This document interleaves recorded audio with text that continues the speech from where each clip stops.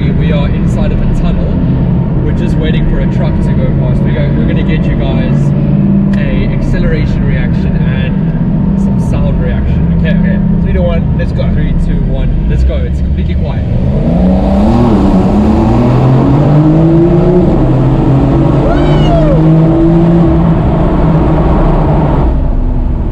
Oh, that was insane. And welcome to the car scene, and welcome to the brand new Porsche 911 Type 992. Yeah. What can you say about this? What? It's been an epic day. Absolutely epic day.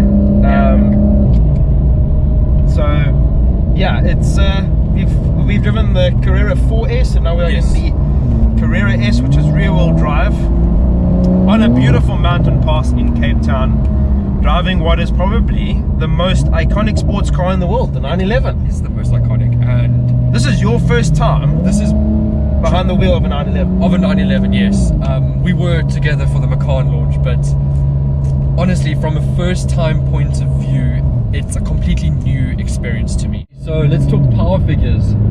What do we have?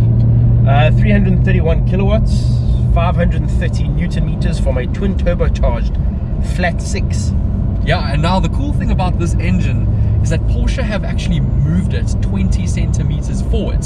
So the whole driving dynamic of the car and the way it handles it's changed quite a bit from the previous generation. And now we have an 8-speed PDK gearbox with shorter gear ratios. So you find that your first gear ratio, although I haven't experienced the 991.2, is a lot shorter for rapid takeoffs. And you also find in the situation that although these Porsches only have 300, and I say only have 330 odd kilowatts, you find that their 0 to 100 times is quicker than cars with higher power. Yeah, I mean, this is what, 3.5? 3.5 seconds. 3.5 seconds. Yeah, claimed. And as far as rear-wheel drive goes, you know, the Carrera 4S that we were driving earlier with 4-wheel drive, that's 3.4. Yes. So I mean, you're talking a very tiny margin, which just shows you how good this car is.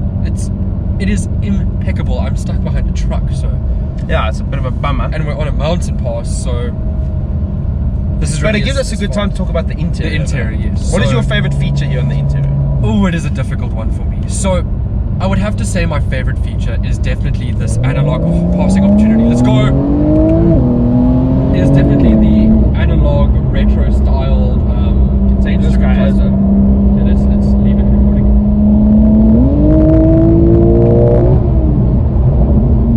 So you say that you like the analog instrument cluster? I love it's very reminiscent of Porsches in the 70s.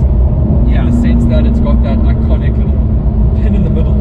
And Porsche have actually found the perfect blend between digital and analog, where we've got these two 7-inch screens flanking the analog rev counter, and it makes all the difference to still provide some of that pure Porsche heritage.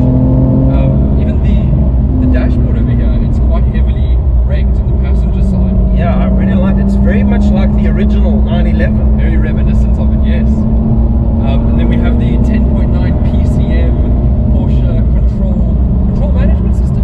I don't know what their PCMs and Rs and things are, but none of them. The screen, which now houses all the functions, apart from the climate control, which is down here. So what's nice is your whole center console is uncluttered.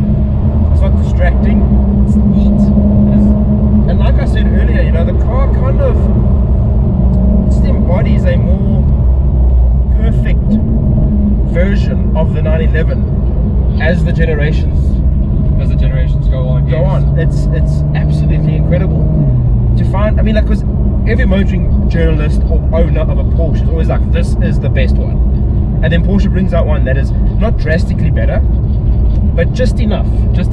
They've just airbrushed it a bit to make it nice, you know, and that's what they've done with this car. It's not drastically different, but it is better in terms of handling, power delivery, look and feel. Talking about look and feel, Sam, is your highlight feature of the exterior? The highlight feature is the light bar. Yes! The light bar, the RoboCop face. You're like a RoboCop. I mean, come on. How can you not love it? Now, I've just been, as you guys have seen, hooning this thing up the mountain pass, and obviously we have driven the 4S. And the first thing I can tell you is that the 2S feels a lot more sharper at the front end. Yeah. It does, because obviously there is less weight on, less weight because you shorten axle. I think it is an axle. Yeah. Yeah, you shorten axle. So it feels a lot more pointier. It feels a bit more driver focused, this one, you know. The other one is kind of comes across as a very fast GT car. Yes. This feels a bit like it, sports car-ish. I wouldn't say like it wants to kill you. No. But it definitely doesn't want to be too friendly with you. It keeps you on edge, and yeah, you have to be a bit more awake. Like you can drive the 4S before your coffee in the morning. Yeah. You need to have your coffee before you start driving this one, and then some more, and then some more coffee, and maybe an energy drink. But aside from all of that, let's talk about 911 as a whole. So we know that this car handles amazingly, like it is on rails. It grips and grips and grips, and the acceleration is mind-boggling in itself. For an entry-level Porsche. I mean, obviously, my first time driving a 911, I'm struggling to come to terms with the fact that you still get GT models. It's crazy. This is everything and more than I thought it would be, and we've even got the Sport Chrono package where you've got this special little button, Sport push to pass, where I haven't even pushed that. I mean, just gives you an extra squirt of power. Literally, I'm scared, for lack of a better term, to put my foot down to the floor. That is how powerful this car is. But yet, it doesn't punch you in the face. No, it doesn't punch you in the face. No. It kind of delivers its power. You know what? It's borderline GT car in a way. Like, I could definitely do a long distance trip in this car. See, that's what I wanted to talk about. So 911 as a whole, has it changed? Is it an evolution or a revolution? The interior is a revolution, I can't tell you that much. But for the best. We've got this new, what do you want to call it? A gear lever. It's beautiful.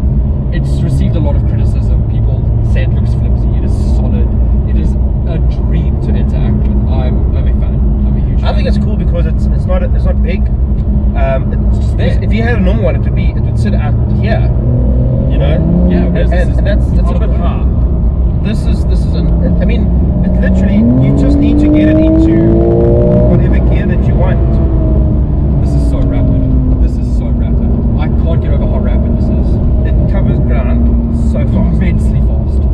Like you'll look down at the speedo and you don't feel the speed you're going in. It's rapid, immense, ridiculous. Listen to it. Okay, anyway, the point that we want to make is 911 as a whole, finally we get there, getting distracted by this amazing vehicle. The point is, it's still a daily drivable sports car that you can live with every day and still have fun when you take it out on a mountain pass, if you're so lucky.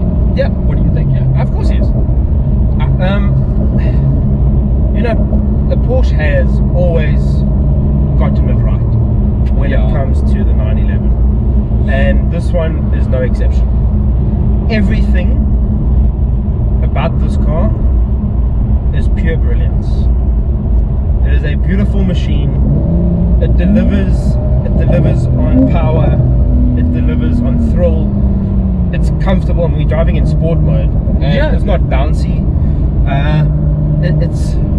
It's that perfect balance between what a sports car is and what an everyday drivable car should be.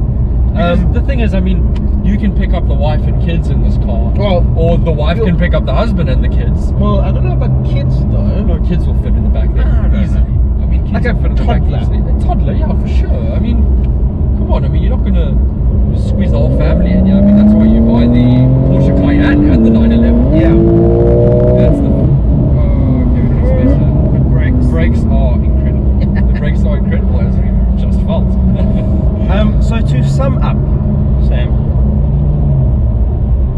do you now understand why when motoring journalists the world over talk about the 911 and how good it is, and it's the pinnacle. What feels it's like the pinnacle. Yes. It's the pinnacle of a German sports car. Yep.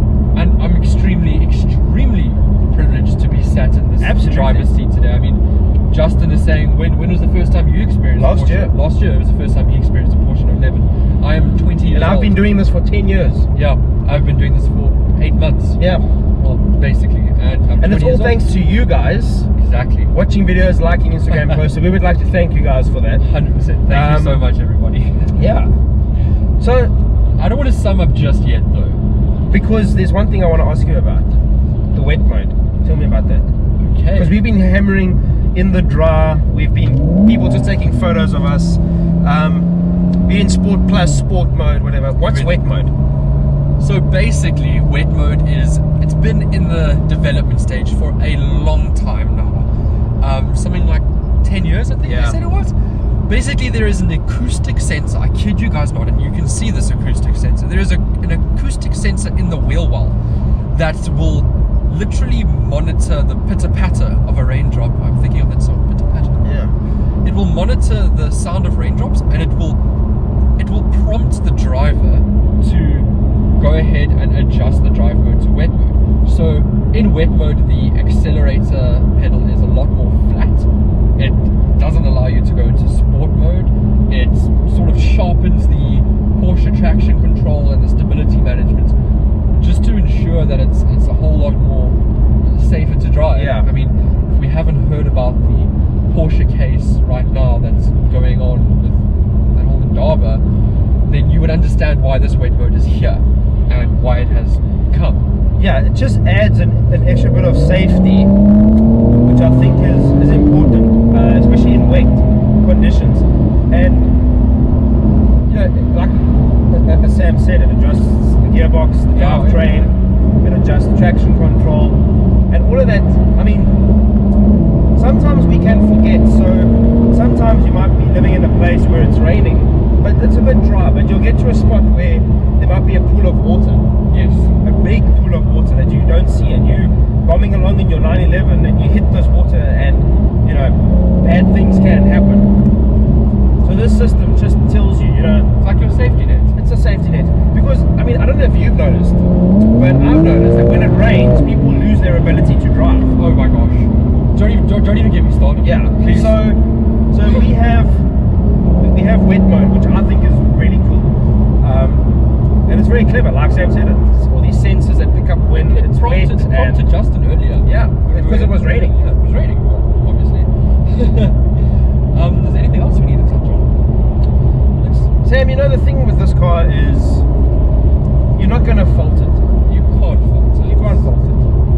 What don't I like? I mean, if I can tell you guys honestly what I don't like, like we've got these two 7-inch screens here that, as I've said, flank the rev counter. You can cycle between your navigation, your tire pressure, basically most of the functions you could in the Macan. But now the main issue, and this is really, if I'm being so picky, Yeah, because that's the thing. You have to pick. go and search because so basically, let me just make this last quickly. God, It howls. It howls. It's so Love loud. it. You get back to your point. Okay, anyway, when I look at these dials right now, I've got the fuel range on one side and I've got the driving data on the other side on the same 7-inch screen. The steering wheel, Kind of blocks it. it blocks it. I cannot see the range. I can't. I hear what you're saying, and I find it too. But the most important dial is in front of you. Yeah, the tachometer. Tachometer's in front of you, and that's really all you need. That is all you need in this car. And like I said before, the way Porsche has gone and blended the sort of futuristic concepts of digital dials, Yeah. along with their traditional analog clock here. I love that That's blend. harping I back love to the blend. 70s. I love the blend, especially the design of that dial. Yes.